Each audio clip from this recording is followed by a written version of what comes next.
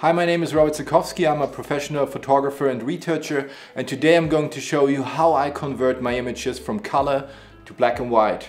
And what I'm looking for is a crispy and a contrasty look with deep mids. Yeah, that's what I like, and I'm going to show you how you can achieve that in Photoshop. Enjoy and let's go. So we're using this image which I have created in a different video. If you want to check out this video how I retouch this image from start to finish to achieve this look, check out the older video.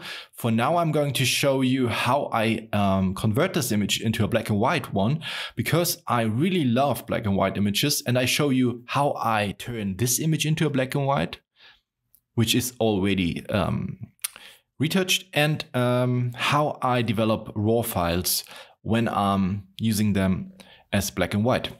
So this image is already retouched, it's great, and we're turning this into a black and white image by clicking on this adjustment layer.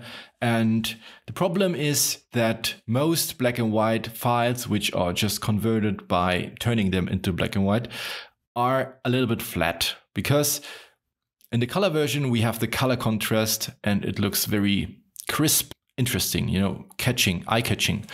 But now the color contrast is gone, and we have to tell the adjustment layer how we want to have the colors converted into black and white. That means how bright should red be, for example, how bright should yellow be, and so on. So yeah, you have this adjustment layer, and now you have this menu here where you can decide what brightness level every color gets. And this is the interesting part, because this is how you make images really popping. Especially when you have a model like this, which has freckles. I really love freckles, and I really love to bring them out even more. So we're bringing down the reds, because skin is mostly red and yellow. And by bringing the red levels down, you see the lips turn darker. You really have to be careful, because if you go too far, it looks ridiculous, very, very fast. And yellow is the basic color of the skin. If you have a dark person, like a black person, it's more the reds. And if you have a Caucasian person, it's more the yellows. Something I really like is to bring the skin tone, the mid-tone, close to the background tone. And the background tone was cyan or bluish, cyanish, bluish, difficult words. So we will bring them up a little bit.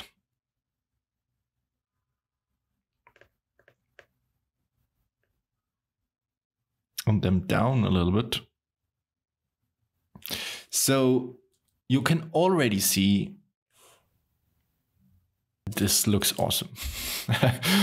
I mean, come on. Of course, it's a matter of taste, how much you like. You can go too far. You have to find your style or find your taste or client's taste, whatever. Yeah, maybe not too crazy, but this is a way I really like. And the next step I would consider is levels. You could go even farther down on the mids in general.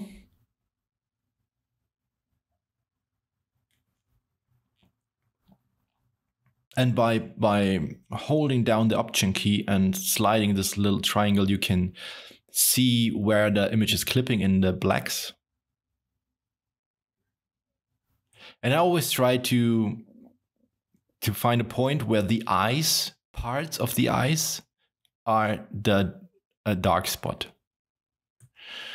And I also try to find the spot where the skin, we do it on a separate level, where the skin is as bright as possible without clipping.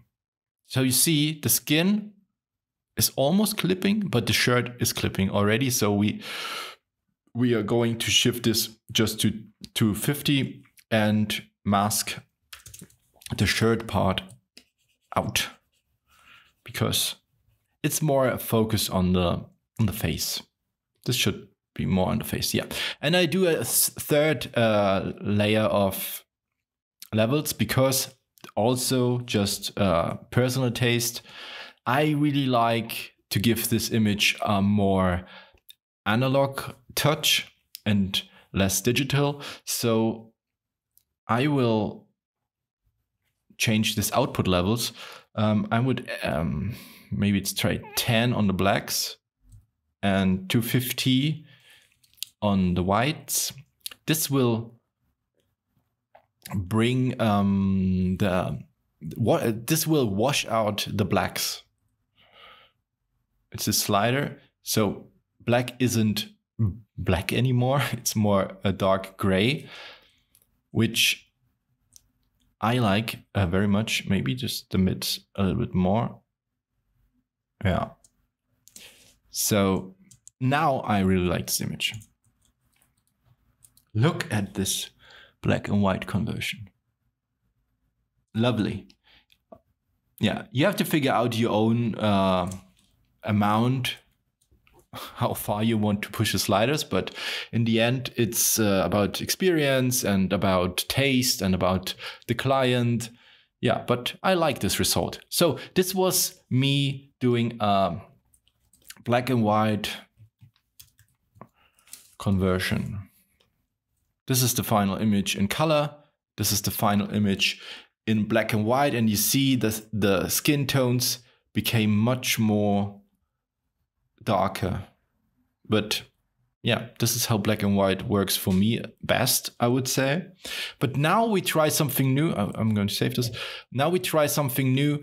Now I'm going to develop an image completely new. This image again in Camera Raw, which comes with Photoshop. Normally I'm going to use Capture One, but in this case I'm going to do it with Camera Raw, which works perfectly fine. How I would develop this image when I don't need a color version at all.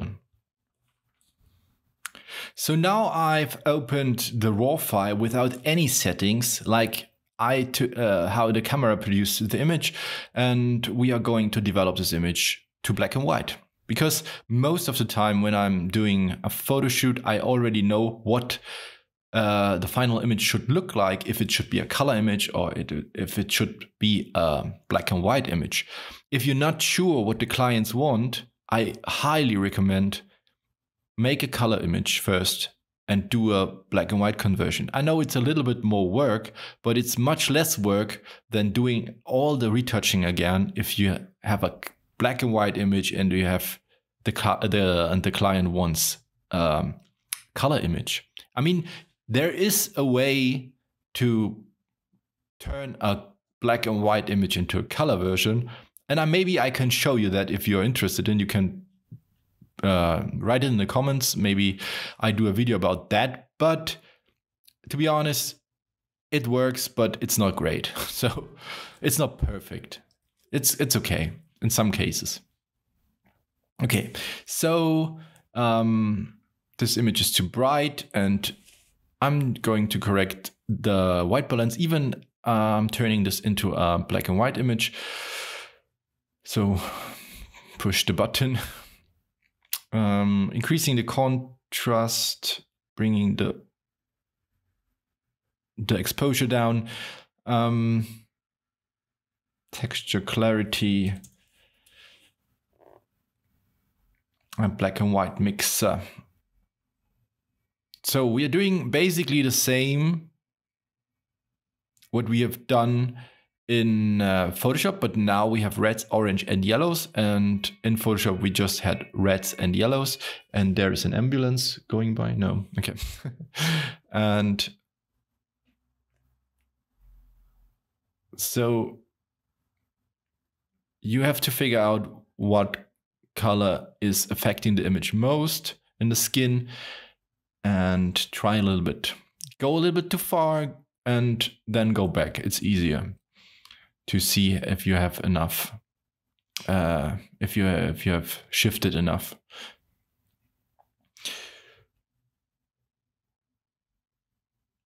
So what I'm looking for is the same what I was looking for in the Photoshop version. I try to bring down the skin tones, which are most of the time are the mid tones and the reds and yellows, and bring up the background a little bit. I mean, of course, this totally depends on the background. If the background were something different, of course, you have to adjust it in a different way. But how I treat the skin is basically always the same. Thank you for watching this video so far. Please like this video, subscribe to my channel if you like the content or even learned something new. I really appreciate that. And now we move on in the retouching. So I bring up the darks, the shadows, and the image is still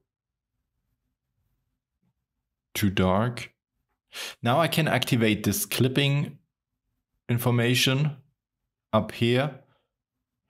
So the image will show you where the image is, yeah, there is a warning where the image is clipping. So you really shouldn't clip your images because it looks cheap and we really don't want our images to look cheap.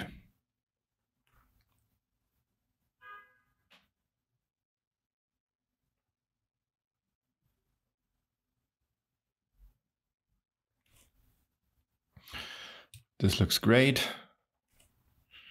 Maybe a little bit brighter. Okay, this looks good. This looks pretty good to me. Okay. Let's try the blacks.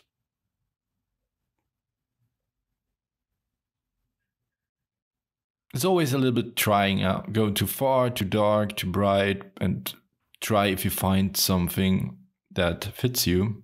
I mean, that's just a matter of taste and experience, as I already mentioned. Okay, I think this is a great way to go. Curves, we don't need curves now. Details. Sharpening, I'm not a fan of sharpening, so maybe 20. Yeah, and this is the version I would go with.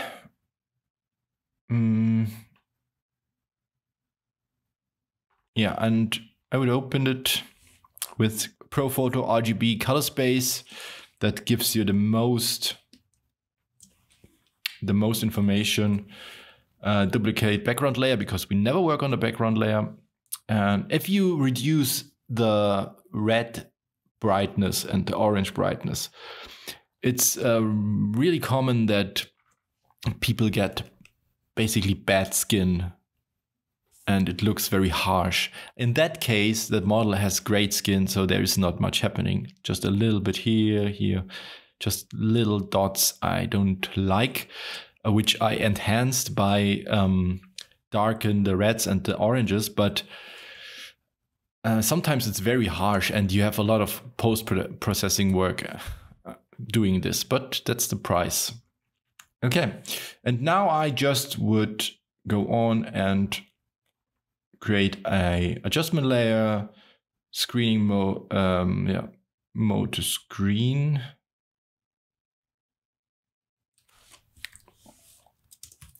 And just touching and burning the image a little bit, bringing up the very dark spots by painting in the adjustment layer. And you will see it's just very small retouching here because she has already great skin. And if you want to see how I retouch this image entirely, which is no difference to in retouching, check out my other video.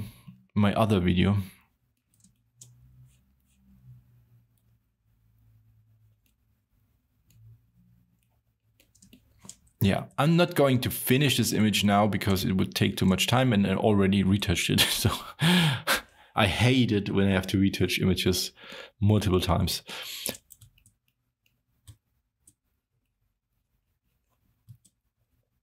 Yeah, but you get the idea. So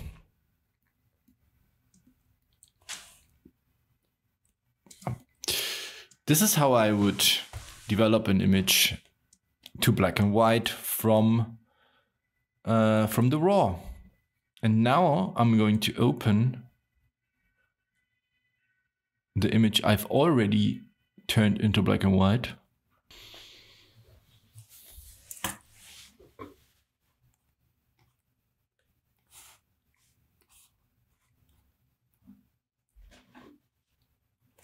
So this has a different crop because we changed the crop, and yeah, I have changed the levels a lot.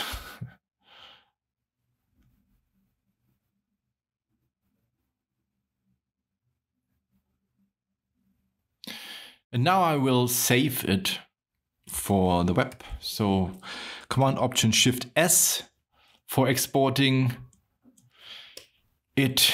Quality 60. For my website, I will reduce the size because it's too huge, way too big to put it online. So quality 60 is totally fine, sometimes even less. And long side 3000 pixels. Very important, then you embed the color profile into this image, which is sRGB, convert to sRGB if you display it on the web. Yeah, save it.